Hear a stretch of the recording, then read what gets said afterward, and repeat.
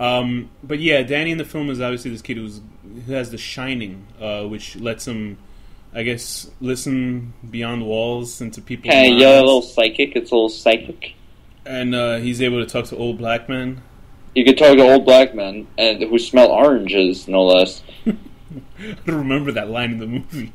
He looked like he says that's how you smell stuff when you do it or taste or whatever. So that's Scatman Carruthers. You want some ice cream? You want some chocolate ice cream? I swear to God, that could have been a total pedophile thing. Right yeah, there. I was watching. I was like, wow, people were really trusting in the like late 70s because they just let him walk off with this old man to go eat ice cream. Well, I figured the dad's like an axe murderer. He doesn't give a shit. I guess so. He would have been buggering the kid right up the ass. So I know that I know I'm sure there's people that are like, oh, why aren't they getting into the deep subconscious elements of the film? You know, this is deconstruction, the horror deconstruction. Why what are they? It's not actually deconstruction. We're just two fools. we do not claim to be any know-it-all, be-all, end-all kind of. We're just two fucking losers that talk about things. That's true. And we hope you end up, paying our rent for us in the future. That'd be cool. But you make money. But actuality, what is there to discuss about this film besides the element of family falling apart or the hotel being scary? Stephen King's one of the biggest gripes that he has is obviously the character development. The character development, obviously, and the character interaction with each other. And also, he said that they downplayed the supernatural element of the film, but I think that I don't think they did. I don't think it either. I think the hotel is the biggest, character in the film itself. I mean, there's a fucking, ghost bartender and all this shit going on. His twins Why and do you stuff. think he's so, like... He's just, he's being a bitch. You think he's... Shut up, Stephen King. No, I'm talking about Jack Nicholson's character. Like, why he just kind of goes in and out of just talking to these characters normally. Like, he's just... As opposed to when he sees that bartender for the first time, he's just like, I got a 20 and I got a 10 in my pocket. Even though also he's living here, right? Why the fuck is he carrying a wallet around? What's the point of carrying a wallet around your own house? He might not have even been. It might have been a hallucination. Who knows? He's probably handing him lettuce and Slim Jim and shit, and he was drinking dog shit. Although why would there be dog shit there? Anyway. There's always dog shit in fancy hotels like this. You didn't know? They keep a stockpile. I want to go to that hotel. Wasn't that Hotel for Dogs, the movie that came out in 2010? Ooh. Anyway, that seems like it would be fun. I was going to say roll around incredibly with golden racist joke. retrievers. But yeah, I know that there's this whole big thing about the final shot of the film has Jack Nicholson on a. Well, there's no maze in the book or any of that. Yeah, I prefer the maze. The maze is, I mean, that's just visually, the element. There's a lot of fucking Steadicam, dollies, fucking whole bunch of shit. No, it's like cool. Like they made choices, but whatever. They didn't butcher it. That's the thing. Like a lot of movies butcher books. This one did not. If I were to shoot in a hotel, I would be spending 80% of making that shit look good, just like this guy did. I mean, not just like Stanley Kubrick. I wouldn't be able to shoot like Stanley Kubrick because obviously the guy was a genius. But the fucking guy knew what to use, and these long shots of Danny riding his little toy kid bike down the was it a tricycle? I don't even know. Yeah, tricycle. Little kid trike that he's riding around, and just shit going on. It just looked amazing. And okay, so the final makes me want to ride a tricycle. Me too. I think I'm going to ride a tricycle. I'm going to get rid of my car. I can't ride a two-wheeler bike because I can't turn around on one. What do you mean? I never learned to turn around on a bike.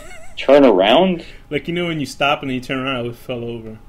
Anyway, really? Yeah, so when I was... We're going to have to go right... we're going to start with training wheels. Okay, cool. I'm going to hold the back of it, and then I'm going to let go one day. We're going to take out the training wheels, I'm going to let go, and you're going to do it. And I'm going to hold my hands in the air? You could teach me how to swim. I don't know how to swim. Really? That's actually really fun to do.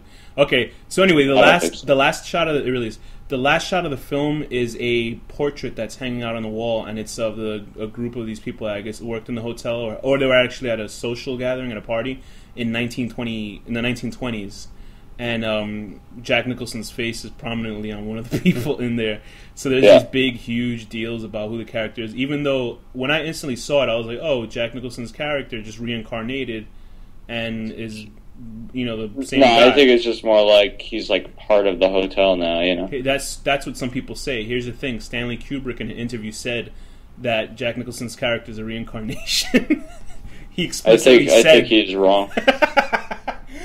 So how did it go? That's not mentioned in the novel at all, right? I'm sure. It's been a while since I read the novel, but so that's the other. In the novel, it's more just the idea that there's like this evil force, right? That's that like lives here. That's Stephen King's whole thing, like, you know. So, because in the novel, it's explicitly trying to get him to kill Danny to get the shining power, and then make the power of the hotel reach out towards, you know, much more ground to cover, right?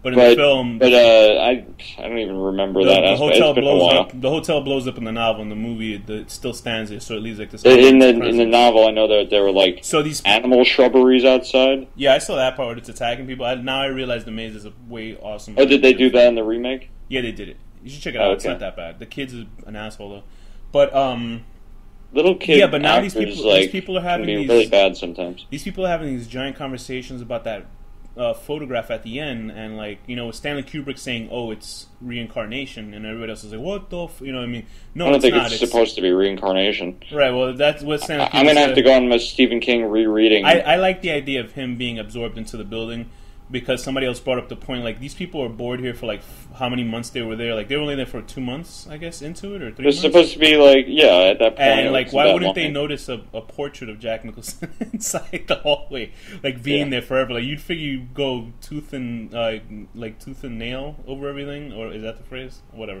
Tooth and nail. I don't know what you're talking about. I've never heard of you. You think you would notice that, but I guess not. But I think as a film, it works as a really good atmospheric horror film. Yeah. Very good. It's a really good movie. Jack Clockwork Orange is almost as good. I mean, I would be wary to say it's not as deep as people make it out to be, but you know, it's up to whoever the viewer, whatever the viewer thinks. People love to like visually, it's get into like stupid little nitpicking things about like. You know, because this is a big book, right? And it's Stephen King, so then they're like going to get crazy about every little difference. There was another filmmaker that said Kubrick. It's almost a basis in the Jewish struggle during World War II.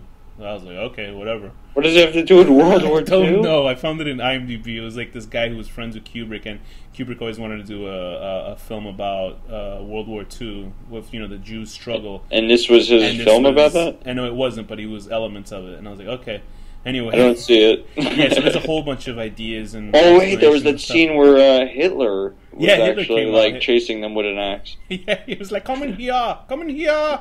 Anyway, action. So, what is your rating on The Shining? I'm gonna go again. I'm gonna give it a 10 out of 10. 10 out of 10. Telling your wife to shut the fuck up as you're typing, and you know, like getting like really crazy, and she's just like, okay. I'll give it a 10 out of 10. I'll give it a 10 out of 10. Shelley Duvall walking slowly up a staircase, swinging a baseball bat weakly at somebody.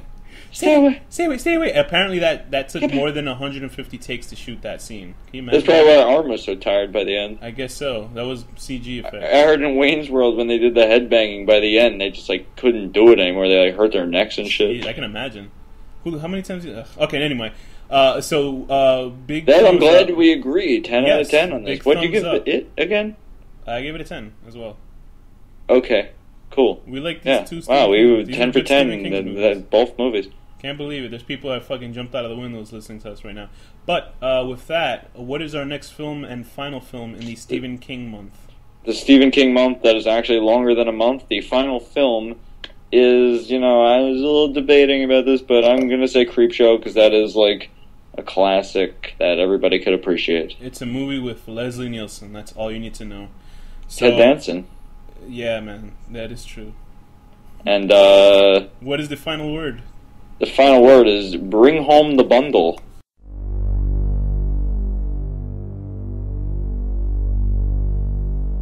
The Horror Deconstruction.